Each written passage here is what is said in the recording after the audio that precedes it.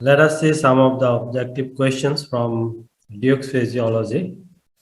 So first question, dendrites of neuron receive signals from other neuron. This is true. We know that dendrites, they receive signal or they form a synapse with the axon of other neuron and they receive informations. So neuron have one axon and numerous dendrites are classified as multipolar neuron.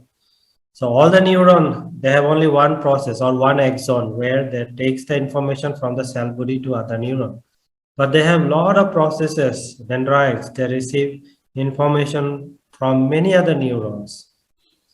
And so this multipolar neuron, it has a lot of processes, dendrites, lot of dendrites, and receive many information from other neurons, but only one axon. So more than one process, more than many processes, not one process, that is multipolar neuron. So more than one process, if it's two process, then bipolar neuron. This bipolar neuron we can find in the eye bipolar neuron, which then ear vestibular organ, from sense organ, and also we find in olfactory epithelium. So bipolar neuron, they have the two processes, and these processes, one process they receive the information, dendrites, and another, that is axon, that takes the information and gives information to other neurons. But in epithelial, olfactory epithelium, they form the dendritic bulb where the cilia are produced from there, but this cilia receive the information. So the dipolar neuron, it has two processes. Unipolar neuron, this is only one process. This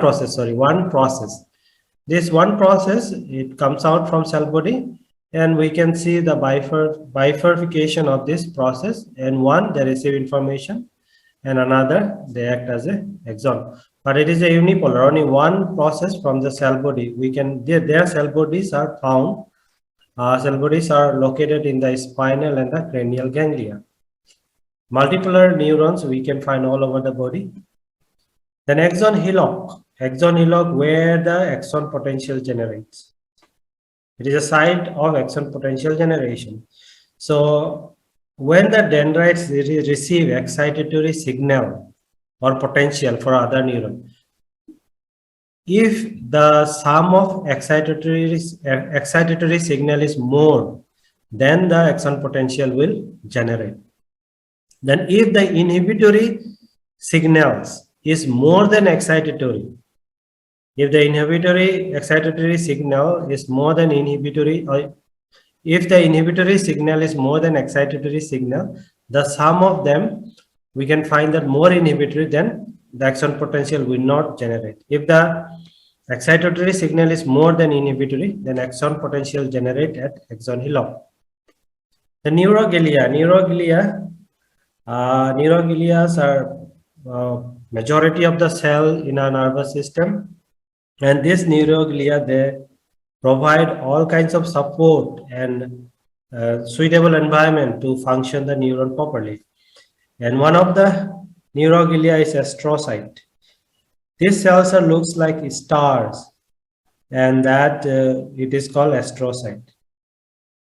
And this astrocyte have many functions, like they support the neuron, and they support the neuron, and they form the blood-brain barrier along with the endothelial cell. They are perivascular and fit. Astrocytes perivascular and fit helps in formation of the blood-brain barrier. And it also provides the homeostasis, maintain the extracellular ion concentration, and prevent the accumulation of neurotoxic substances. For example, glutamate. Glutamate is a neurotransmitter. If it accumulates more than required, then it is toxic to the neuron. So this astrocyte that takes the glutamate and metabolize to glutamine, which is not toxic. So they maintain the functionality of the neuron. They prevent the accumulation of toxic substances. And glutamate, they convert into glutamine, one of the example. And also they act as a repair mechanism. When there is damage in the nervous system, these cells proliferate and form the scar, or they fill up the gap. And they give physical support, blood-brain barrier, homeostasis, and repair mechanism. And it also helps in glucose transportation. Ependymal cell, these cells are also called upper garment. They covers the ventricles and other canals, and they are also responsible for the formation of CSF. Ependymal cell, they form the choroid plexus where the CSFs are generated, or this and provide a suitable environment or extracellular fluid environment for the nervous system to work. So ventricle, other than the choroid plexus, other lining of the ependymal cells also produce the CSF, cerebellar spinal flow. Microglia, this is the first line of defense in the nervous system, and they comprise almost microglia. They comprise almost 10 to 20% of all neuroglia. When they are activated, they will proliferate. They act as a phagocytosis. Also, they act like a macrophage.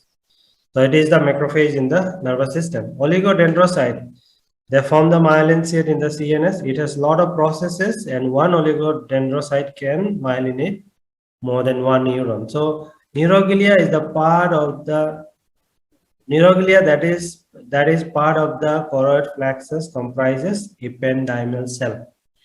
Ependymal cell.